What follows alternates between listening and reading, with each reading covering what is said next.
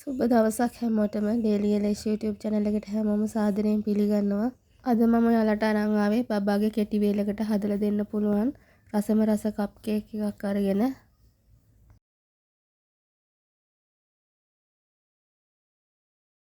මුලින්ම මම භාජනයකට බිත්තර දෙක කඩාගෙන දාගෙන හොඳට බීට් කරගන්නවා පෙන එන්න.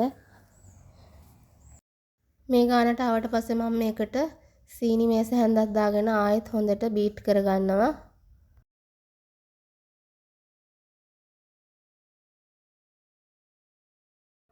ඊළඟට මම මේකට බටර් ග්‍රෑම් 100ක් එකතු කරගන්නවා. එකතු කරගෙන ආයෙත් හොඳට බීට් කරගන්නවා.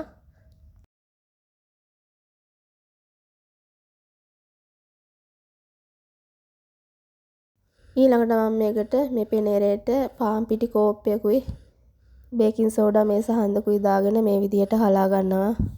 මේ ගානට බැටර් එක ආවට පස්සේ මම මේවා කප් වලට දා ගන්නවා oven එකට දාගන්න. මම මේ ටික කප් වලට දාගන්නකම් oven එක ඔන් කරලා අංශක 120ට ප්‍රී හීට් කරගන්නවා. විනාඩි 10ක් විතර තමයි ප්‍රී හීට් කරගන්නේ.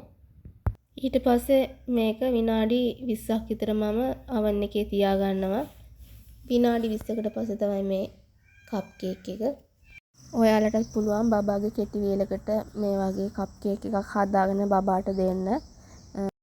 ගොඩක් සෞඛ්‍ය ආරක්ෂිතයි ගෙදරදීම හදාගන්න නිසා. මම හදන බබාලගේ කෑමවල වීඩියෝ බලන්න කැමති නම් ඔයාලත් මාව subscribe කරලා තියාගන්න. ඒ වගේම තව කෙනෙක්ට බලන්න share කරන්න. ගිහින් එන්නම් සුබ දවසක් හැමෝටම.